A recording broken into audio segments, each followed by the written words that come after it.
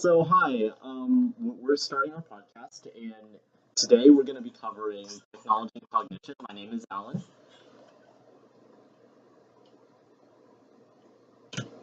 Introduction, guys. Hi, I'm Evan.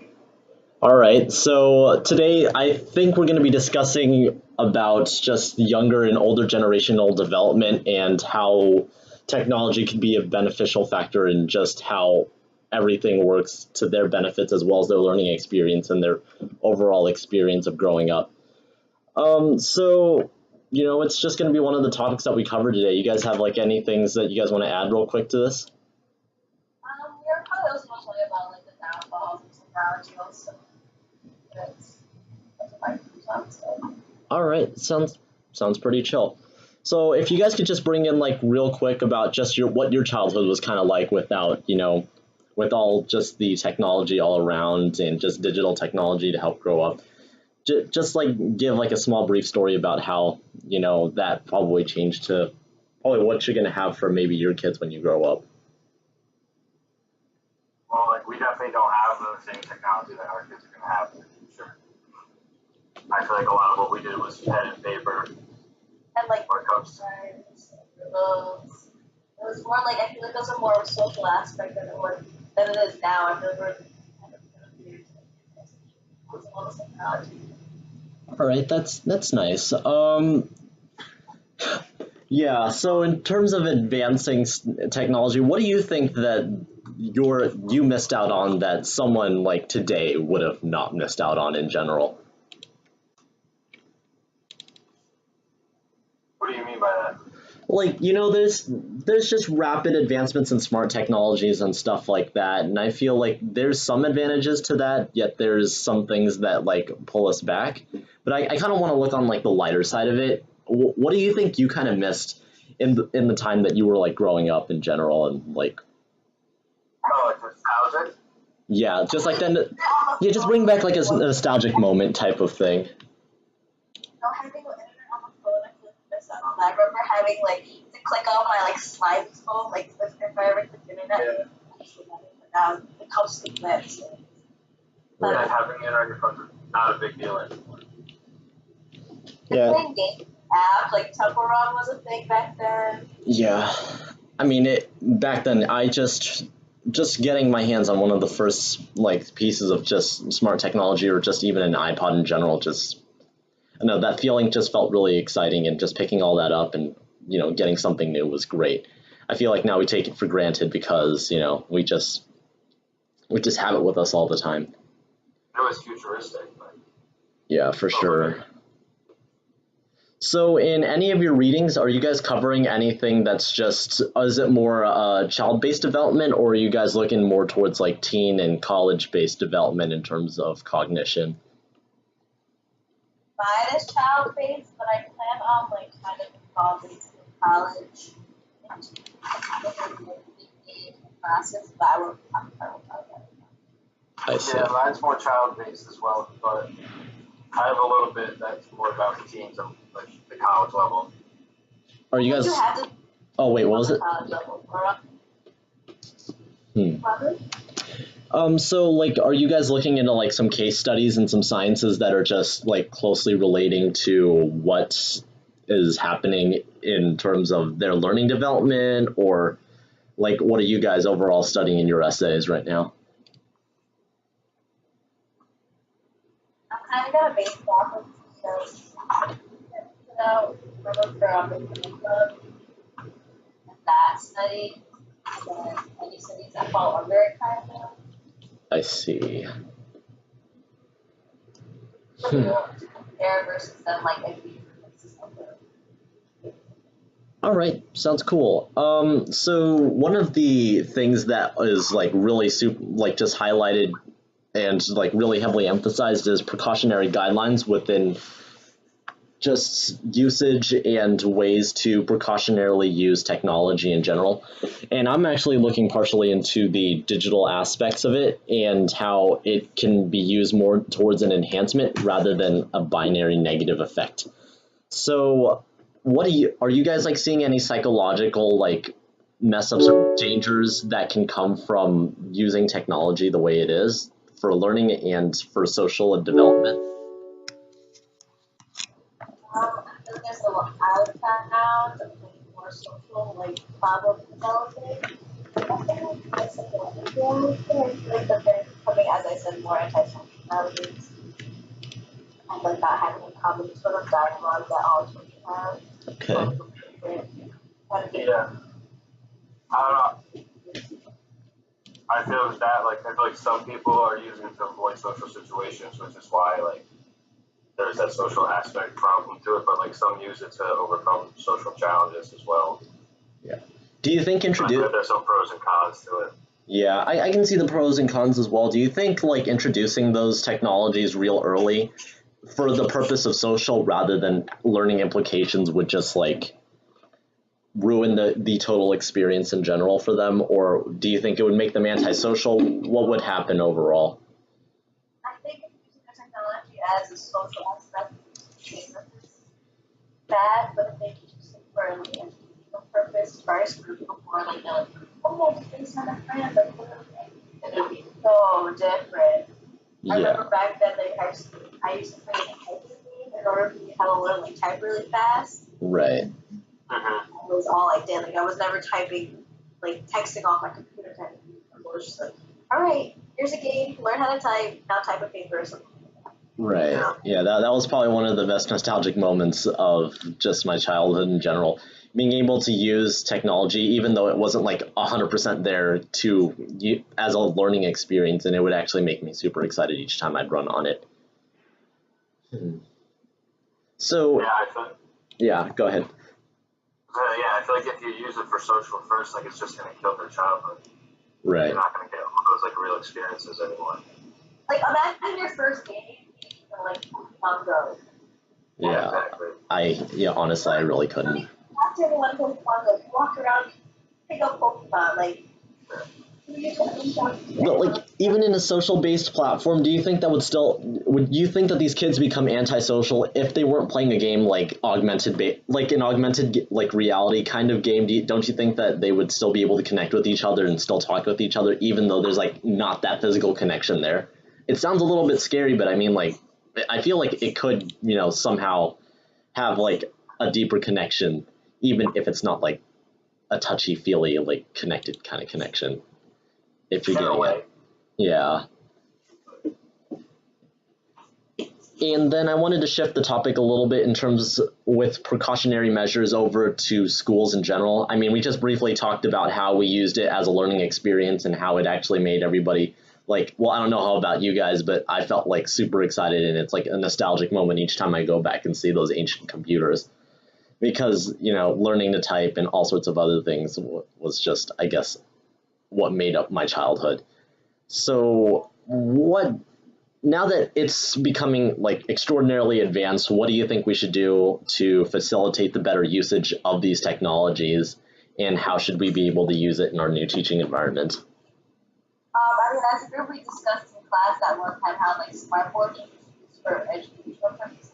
And insert that while you are writing off a monthly like time. So like some sort of technology that only allows the education to be best versus if people to have access to Facebook and like Twitter and I guess the security and.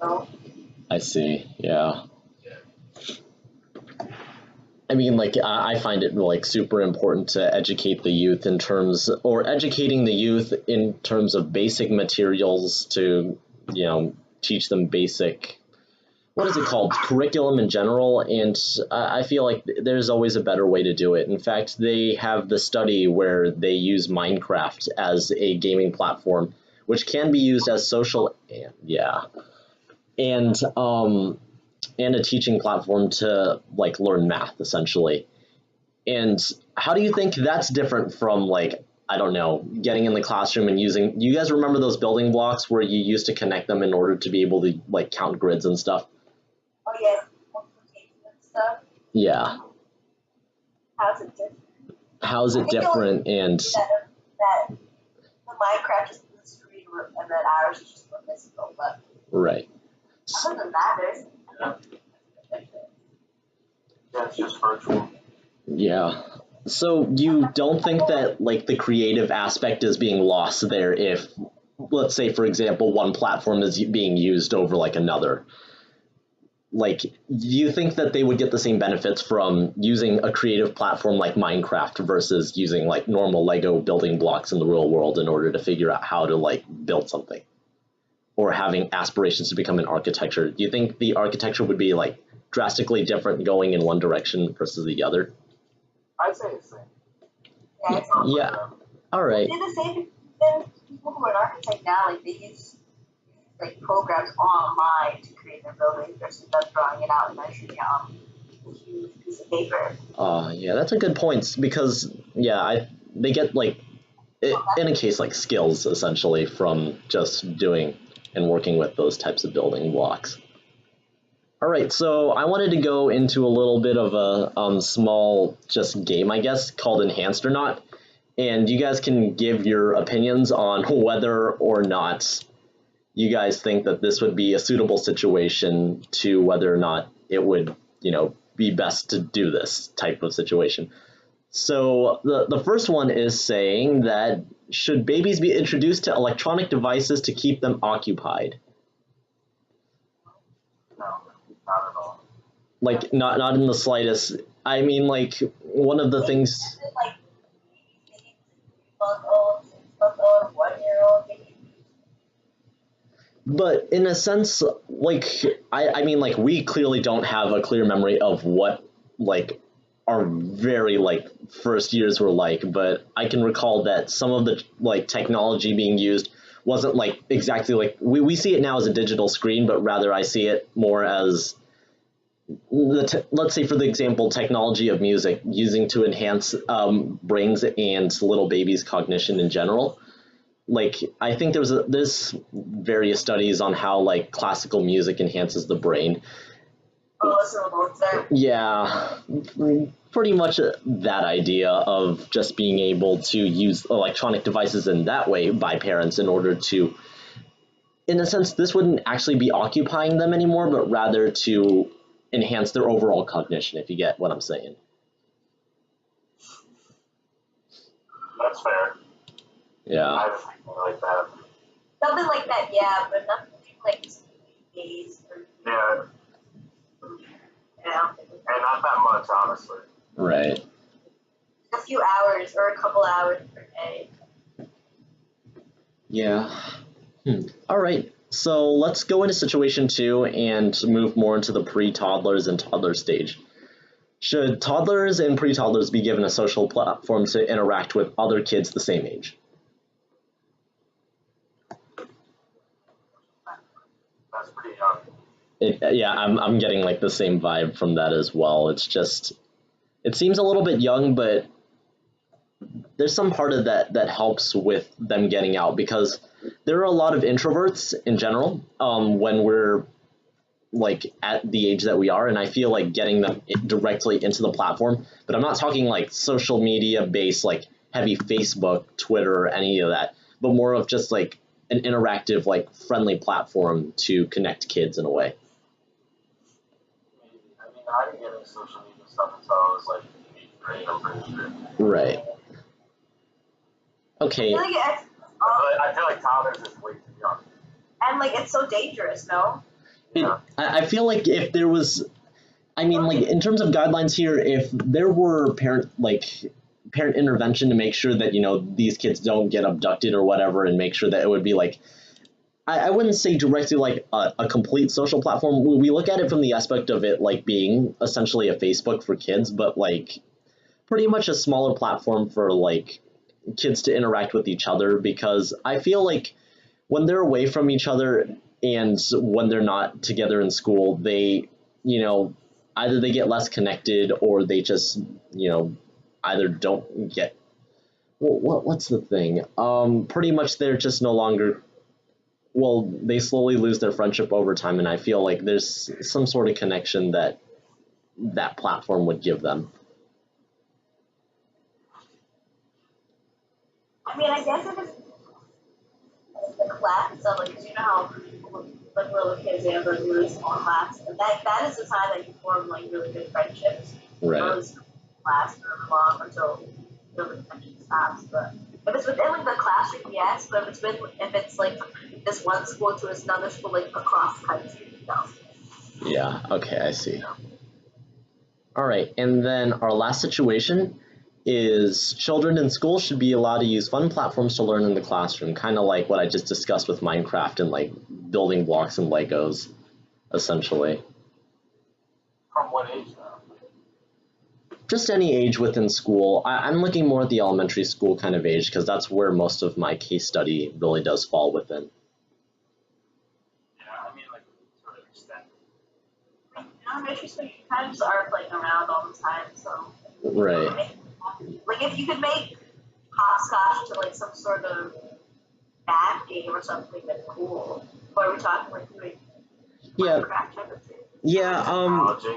Yeah, I mean, in this case, it would be the. It would. I feel like any sorts of ways to enhance a child at school's like overall.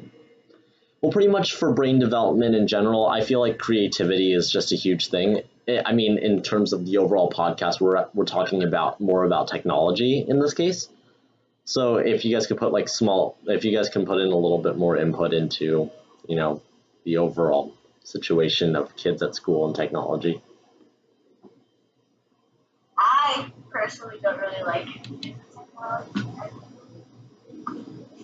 I guess just because like I'm old fashioned or like because it's the way I grew up is that I feel like the way it works for me, but at the same time like not everything works for me, works for everyone else. Right.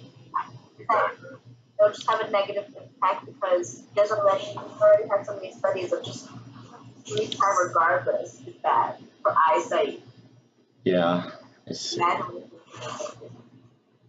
imagine just being on the screen all the time for education, for both in school and then you can see your friends take it back at home when you wake up and before you go to bed. And that's so much 24/7. Yeah. Yeah, and there's no other like who would do it. You need something else. For sure. So it could be Minecraft only and like 2 hours outside of like back at home, then sure, cool. But not a 24-hour period. And like that's up to the parents for how long they want the child to be exposed, and up to the teacher for how long the lesson's gonna be. You just never know. Yeah. So are you guys suggesting that we should just partition or just completely separate the two environments together? Which one, in your opinion, which one do you think technology should be used at? More in the school or more at home? Probably. All right, cool stuff. All right, so I guess that's all the time we have for today. And are there any other comments you guys have about like anything else on this topic? I mean, we can tie it back into rising, I guess. An article about class versus.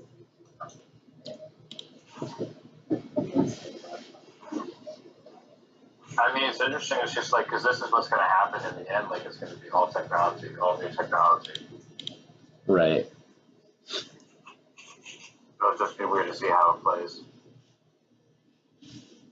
Right. Where do you guys see the future of all of this in general then?